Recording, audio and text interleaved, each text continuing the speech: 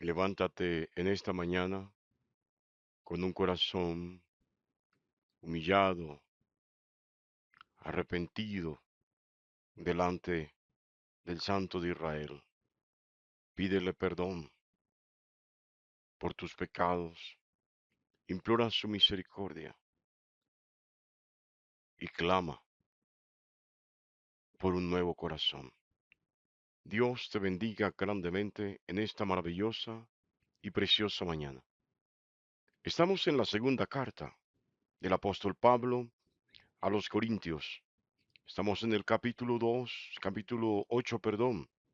Vamos a leer a partir del versículo 10. La palabra de Dios dice así: y en esto doy mi consejo, por, porque esto os conviene a vosotros, que comenzasteis antes, no solo a hacerlo, sino también a quererlo desde el año pasado. Ahora pues, llevad también a cabo el hacerlo para que, como estuvisteis prontos a querer, así también lo estéis en cumplir conforme a lo que tengáis. Porque si primero hay la voluntad dispuesta, será acepta según lo que uno tiene, no según lo que no tiene. Porque no digo esto para que haya para otros holgura y para vosotros estrechez, sino para que en este tiempo, con igualdad, la abundancia vuestra supla la escasez de ellos, para que también la abundancia de ellos supla la necesidad vuestra, para que haya igualdad, como está escrito: el que recogió mucho no tuvo más, y el que recogió poco no tuvo menos. Que Dios bendiga su santa y preciosa palabra en esta mañana maravillosa. Qué buena palabra, qué alimento, qué deleite, qué aceite destila esta palabra en favor nuestro. Bueno, mis amados, la iglesia de Corinto, tremendo. Era una iglesia que al parecer sus miembros eran ricos, eran adinerados, no eran para nada pobres. Bueno, entre ellos habían esclavos, sin duda alguna, pero eh, la mayoría de los miembros de la iglesia de Corinto eran personas muy adineradas, tenían cierta comodidad, cierta libertad financiera, ¿sí? Es decir, no hay problema en que un creyente sea rico. Hay una mala interpretación de la palabra cuando se lee el texto de Jesús donde dice que es más fácil que un camello pase por el ojo de una aguja que un rico entre en el reino de los cielos. Hay una mala interpretación. Jesús no está excluyendo a los ricos. El problema de ellos es cuando ponen su corazón en las riquezas y lo apartan de Dios. Cuando su Dios viene a ser el dinero, su Dios viene a ser el oro, cuando su Dios viene a ser las riquezas, ahí está el obstáculo realmente para alcanzar la salvación. Pero le estoy diciendo que la iglesia de Corinto, una iglesia que se había convertido, el solo hecho de decir iglesia cristiana ya se supone que están convertidos, que se había convertido a la fe del Evangelio en Cristo Jesús, era una iglesia muy rica. Óigalo bien, tenían, dijo un autor, tenían dinero. Y la verdad, ellos, eh, ante la desgracia, ante la crisis, la situación difícil que padecía la iglesia de Jerusalén, ellos propusieron de su propia voluntad apoyar a los hermanos de la iglesia de Jerusalén, apoyar económicamente, recoger una ofrenda. Pero ya había pasado un año y no habían hecho nada. ¿Sabe? Realmente los de la iniciativa de recoger la ofrenda a la cual Pablo dirá más adelante que administra, esa ofrenda para los hermanos de Jerusalén, y recoger ese dinero en todas las iglesias de ese territorio, no nació del corazón de Pablo, nació del corazón de los corintianos. Pablo la aplaudió, le pareció buena idea. Es decir, Ellos lo desearon, lo planearon, lo plantearon, pero se quedaron simplemente en la idea. No, no es suficiente con querer hacer, es necesario hacerlo. Aún más cuando es correcto, cuando es válido, cuando es veraz, cuando es de Dios, cuando hace referencia realmente a la fe, a los principios de fe que nos han unido en este camino. Así de sencillo, mis hermanos. Óigalo bien, había sucedido un año y no había pasado nada. Se había quedado simplemente en palabras, se había quedado simplemente en planes. A veces muchos nos quedamos con las buenas intenciones. Sabe, ya lo he compartido antes. No basta simplemente con tener buenas intenciones. No basta con tener la intención de rectitud, de obrar correctamente. No es suficiente con que nazca una buena idea en el corazón, con que yo tenga buenos deseos. Es necesario realizarlos. Es necesario plasmarlos, si es que efectivamente son buenos. Pero la iglesia de Corinto había pasado un año y prácticamente no habían recogido tal ofrenda. Sabe, a veces somos indiferentes al dolor de los hermanos. A veces sabiendo que no hay comida, que no hay vestido, que no hay techo, nos hacemos los de la vista gorda, aún más terminamos juzgando, ¿no? Diciendo, algún pecado tienen, Dios los está tratando. No, no, no. No se trata de ser mártires. Tampoco se trata de ocupar el lugar de Jesús, de Dios, de Cristo en la vida de los creyentes. No se trata de proponernos a nosotros como héroes o de ser filántropos o altruistas. No, pero sí se trata de mostrar el carácter de Cristo, de hacer evidente el carácter de Cristo en nosotros. Se trata de ser solidarios. Se trata de ser esos instrumentos útiles en las manos de Dios para con los más necesitados de la comunidad de fe. No sé si acaba de entender esto, pero qué tremendo esto. La iglesia de Corinto tuvo un buen deseo, tuvo un buen ánimo, una buena idea, pero se había quedado en la idea. Sí, más allá de estas buenas ideas es de realizarlas, hacerlas visibles, ejecutarlas. Y qué bueno que tenga esa mayúscula motivación para ir a hacerla. No miren cuánto se va a disminuir sus ingresos, en cuánto quedarán sus ganancias después de hacer esa obra. Sí, sabe, a muchos les cuesta dar, pero esos que les cuesta dar, bueno, yo suelo decirlo, suelo enseñarlo. La vida da muchas vueltas.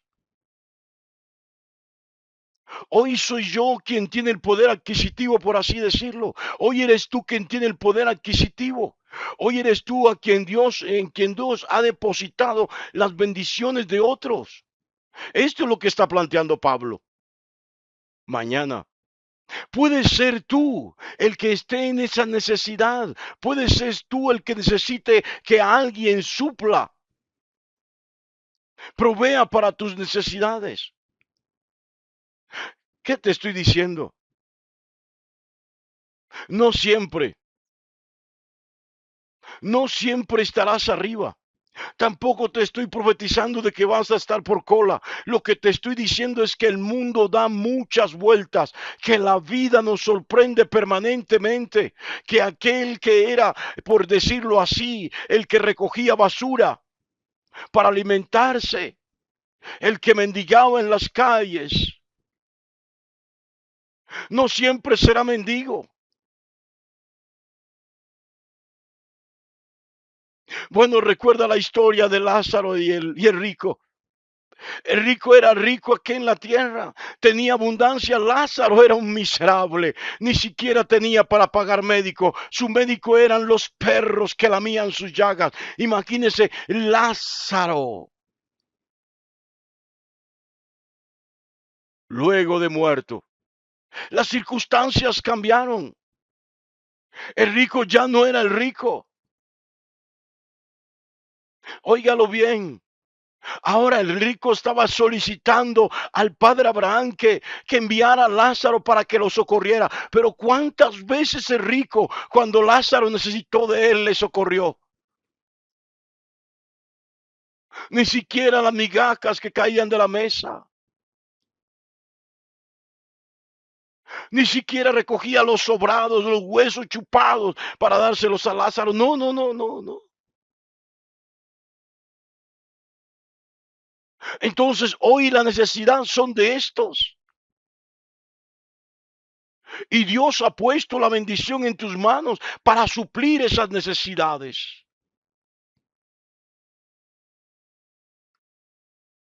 Mañana, mañana puede ser tu necesidad. Yo no sé si estás comprendiendo en esta mañana. Tal vez tu situación económica no cambie. Sí, tal vez mañana no necesites dinero. Tal vez mañana no necesites vestido, alimento, no necesites un techo. Pero sí podrías necesitar una palabra de ánimo, una palabra de esperanza, una palabra de intercesión. Tal vez necesite a alguien que se ponga en la brecha por ti. Tal vez necesites mañana a alguien que te abrace y te consuele. Tal vez necesites a alguien que tenga lo espiritual que te hace falta a ti. Y posiblemente lo tenga esa persona. Óyelo bien, a quien alguna vez en tu vida socorriste. Hay quienes tienen dinero, hay quienes tienen riquezas materiales, pero también hay quienes tienen riquezas no materiales, espirituales. Óyelo bien, qué tremendo. Y qué mayúsculo esto, porque, sabes, para poder dar para la obra del Señor, para poder ayudar a otros en este camino, para poder ayudar a lo de la fe, siendo de la fe, se necesita un compromiso real con Cristo. Sí, hay quienes están en el camino y su corazón lo tienen endurecido en el área financiera. Bueno, prefieren dar una fundación de impíos. Óyelo bien, quedar en la obra, quedar para la obra. No les importa lo que pase con los demás. Lo que les importa es sentirse bien ellos consigo mismo. Pero para dar para la obra realmente, para las necesidades de la iglesia, llámese como se llame la iglesia, la congregación, tenga la situación que tenga, se necesita un alto grado de fe. Se necesita realmente creer en Jesús. Se necesita un acto de desprendimiento total de lo material. Esta es la gran diferencia entre la iglesia de Jerusalén, la iglesia primitiva, en sus primeros caminos.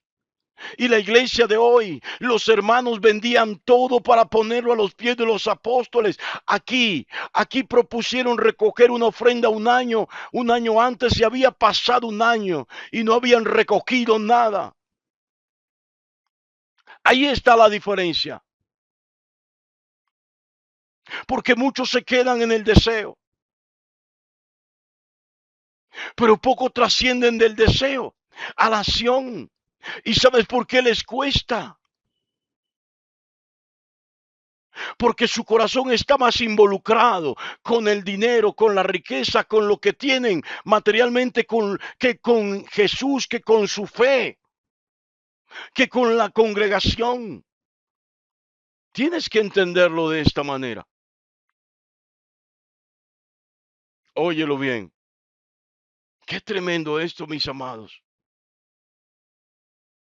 No sé si usted está comprendiendo en esta mañana,